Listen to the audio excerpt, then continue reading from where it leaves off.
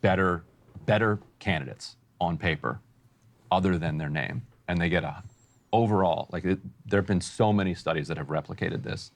They get a higher interest rate, which means their cost of borrowing is higher, means the mortgage is higher, which means you have to have that much more money to move into the neighborhood. This is Matt Walsh talking to, I believe his name is Ryan Grimm, on systemic racism, and Matt Walsh just destroys this guy on his own show. This Ryan Grimm guy starts pulling stuff just out of his cheeks, dude.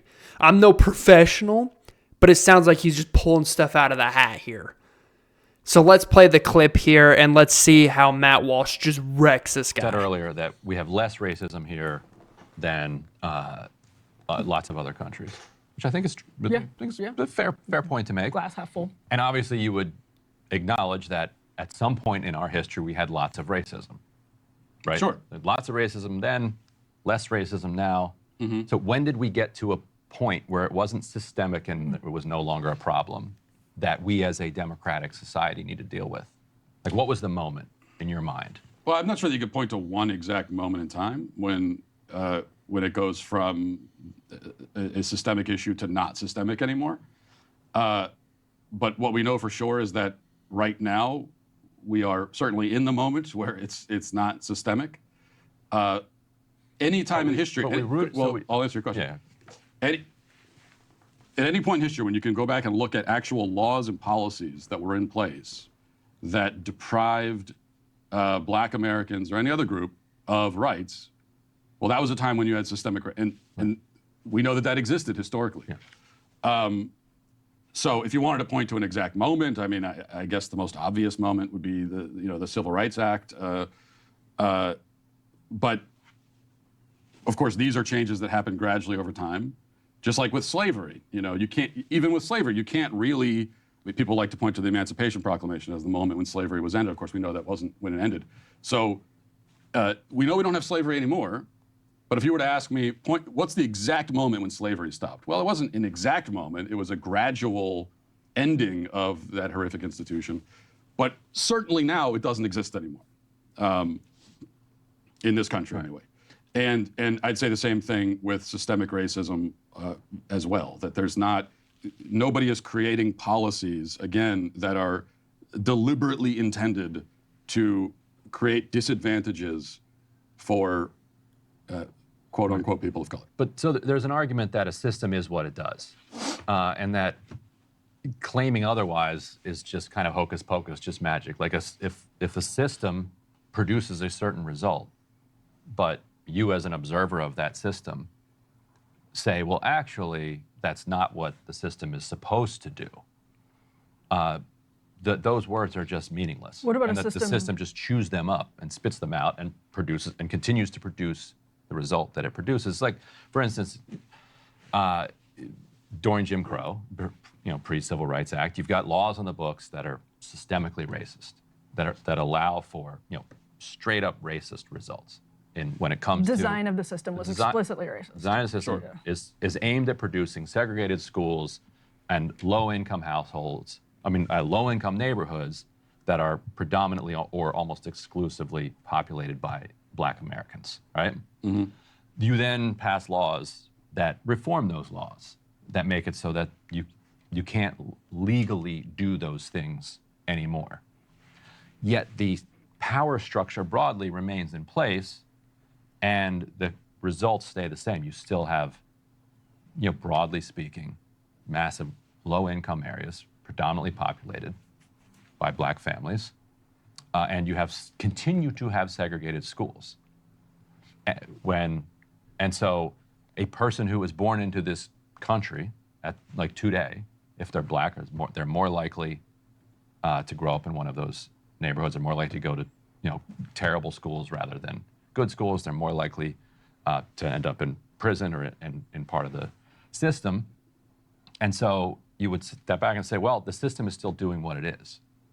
The system never stopped doing it. There was never a day from Monday to Tuesday to Wednesday that all of a sudden the system stopped working in the same racist way, which we acknowledge was racist when it was written into the law. Although the system but now we pretend it's not because we struck through that one line. Yeah, but if we agree that you say the system is what it does.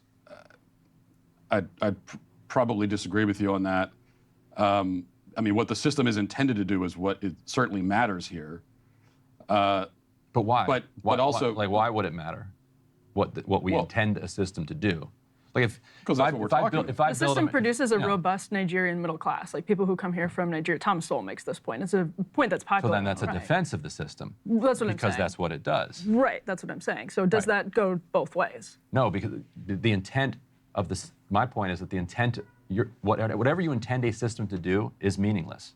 Like if you intend for a house to have a roof and a second floor that is sturdy, but when you walk into the second floor, you fall through it. But that and doesn't the roof reflect collapses on you. But that doesn't reflect on your anti-roof sentiments. Yeah, and also It doesn't matter. And Like, also, you if you built a okay, but to crappy use your house. analogy, if you walk into a house and there's a problem in the house, you can't automatically assume that it's the fault of whoever built the house. It could be, depending on the problem. But you also have to look at who's living in the house, who's supposed to be maintaining the house.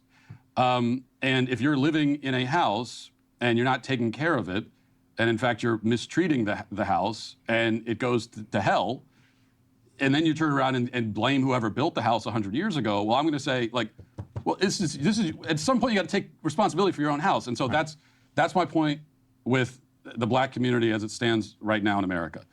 Yes, as we've already established, there was actual systemic racism against the black community for a long time. It's a terrible, evil thing. Everybody agrees on that point. I don't think anyone disagrees. That is over now. There is no longer a system in place that is designed to deprive black Americans of rights. I mean, would you agree with that at least? No, I do think it's still designed that way, but it's designed in a way where it can't be litigated because it's not in the law. Okay, but so can you point to me an exact point of the system, an exact place in the system, a policy that is designed to deprive black Americans of rights? The same people that designed the system to protect the wealth of the upper class, in the 40, throughout American history, like continued to be in control. Yeah, but now you're talking about class, not race. I'm talking about race. Right, but how do you disrupt class if you're so segregated by? I mean, how do you disrupt race if you're so segregated by class? Well, but I don't think you can bring class into this because I mean I would agree that we could talk about class. I'll agree that there are elites who care about themselves and don't care about the lower class. I would say that those people are just as unconcerned with a white person in a trailer park in Appalachia as they are unconcerned with a black person in the inner city.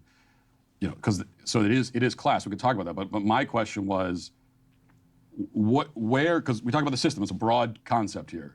So let's narrow it down. Let's find a piece of the system that we can point to and say, well, this is designed to hurt black people. Okay, so if you go to Georgia, for instance, after they implemented school desegregation, what they started doing is saying, oh, okay, well, we can't legally keep black people out of our neighborhoods or out of our schools, but what we can do is we can secede from our neighborhoods. I mean, you've been to the Atlanta suburbs? A little bit. Like every four, Unfortunately. like every four, Try to stay away. Yeah. like every 4 blocks for a long time, you had like new school districts, and they would be drawn. They would be just basically gerrymandered. Like they would know where the white people were, and they would gerrymander the school district so that only white people would be a part of this. Yeah, but you're going back to desegregation. No. This is what they're doing now. Like this is up to today. Like, so what they're doing is they're saying, okay, these are the new laws in place. However, we like our system of segregation and racism that we have here. So how do we hire the best lawyers Is that about class? Or to show that, but it's also about race? Well, but I'm saying, do you think primarily in the minds of the designers of the system, are they actually discriminating intentionally on a class basis, or is it pretty race driven? I don't think that there's any evidence that it's race driven. I think in like an example you give, it's class, it's people wanting to avoid crime-ridden, impoverished areas. Maybe someone doesn't want to send their kids to school in a place that's high crime, there's going to be a lot of delinquency and everything in the school system. I don't think it's because the kids are black, it's just because of that. And also, the other thing is when we talk about... But at what point hold on a second. When we talk about school districts or the way communities are set up, here's another point that rarely comes up. It's pretty simple. You can move, right? So you can always move. I mean, if you live in a community where you're claiming it's been set up systemically to disadvantage it, I don't buy that. But if I did, I would say, well, you should probably move from that community. I mean, you can go somewhere else. It's not, there's no law saying you can't. And if there was, I mean, if there was a law saying... Some HOA situations will like try to block. Yeah, but they're not going to They say you agree can't with move here if you're black. It's also why a lot of black community groups support voucher systems to allow, like work with conservatives on voucher systems to allow kids to get to different schools. So when you see stats that say like a black homeowner who's trying to get a mortgage, who has a higher credit score and higher income, gets a higher interest rate from the average bank than a white applicant.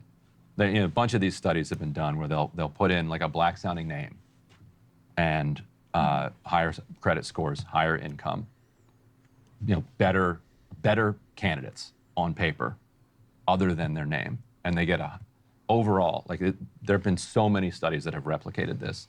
They get a higher interest rate, which means their cost of borrowing is higher, means the mortgage is higher, which means you have to have that much more money to move into the neighborhood. Let's just pause it there for a second. Let me just say, I'm no expert, so I don't know if there's actual studies like this out there, but if there is, it makes no sense because, number one, the bank doesn't give a hoot about what you look like or what your name is or anything. They want your money.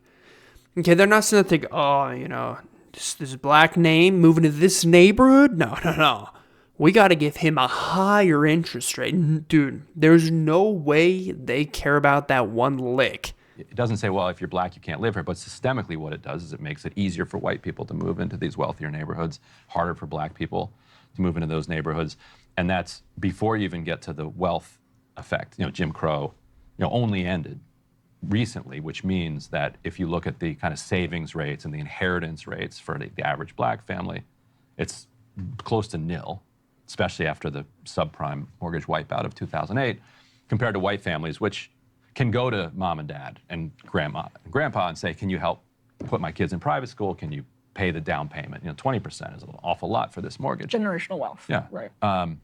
So you combine the fact that they have to pay higher interest rates with the fact that there's lack of generational wealth.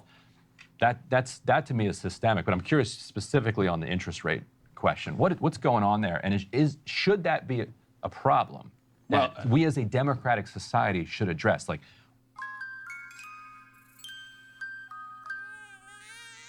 big ideas don't come easy. why are black loan applicants paying higher mortgage interest rates across the board? And again, that is replicated across the economy. Okay, I'd have to look at the studies you're talking about. You say that they've been replicated time and time again. There's no issues with the studies, and there's no issues methodology. I'm sure people could pick some of the studies apart, but it's pretty well accepted. Yeah, I'd have to know who is accepted by exactly. But so for the sake of argument, let's say that those studies are totally legit. I would still go back to a class issue on that. And the reason is that, look, banks... But the white... Well, can we explain? Okay. Like, banks care about the money. That's all they care about. They don't care about... I mean, these banks are not being run by people who are saying, we got to keep black people poor. They don't care about that. I don't think they care about anybody. They care about the money. And so if that's happening, they're making stereotypical assumptions, class-based assumptions that I believe they would probably also make if somehow they got they had the impression that this was, say, a white, quote unquote, white trash, as they're often called, from the trailer park. If I think the banks would have the same sort of skeptical, discriminatory attitude in that case as they would to someone who they're assuming is from the inner city, let's say. Right, but so the other word for that would be implicit bias. So let's say the banks. We have to wrap, by the Yeah. way. We have a hard Oh, but let's say we got to wrap in a second. But let's say the banks only do care about money. That's a reasonable thing to say. So then what could explain why they would treat the two differently? It would have to be, like you're saying, but what you're saying is there might be some implicit bias toward Class. if they could identify some poor white guy, which goes to the point, though, of how it's easier for poor whites, which I used to be one of, but it was easier for me to migrate out. My name is just Ryan Grimm. I don't even think like, it's you can't even tell that I was white trash. Right. I mean, you can if you know me pretty well, but but you can't tell on a resume or an application. You see his to a arrest bank. record. Yes. I don't know. You're wearing a tie and everything. I wouldn't say. I mean, There you go. Could have fooled me. Yeah. Look, but I wouldn't even call it implicit bias. I think it's just like banks. They are biased against people they don't think will pay their mortgage, basically. Right. And so why don't they think a person with a black name will pay their mortgage? Because I think in that case, Despite a high credit score and a high income. if that is true, then they're making assumptions they're making class-based assumptions. This is a lower income person coming from a low income neighborhood, even if their current income is, the same as, that's the background. And so Sounds like those people face a systemic We gotta problem. go. well, class-based, but that's what I'm talking about. Yeah, we're getting told Yeah, we're getting we got in run. the ear.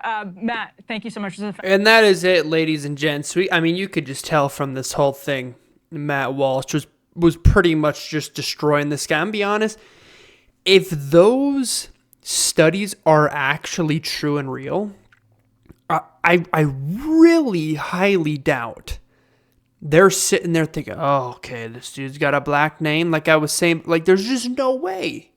But I'm no expert, so don't listen to me, and I'll see you later.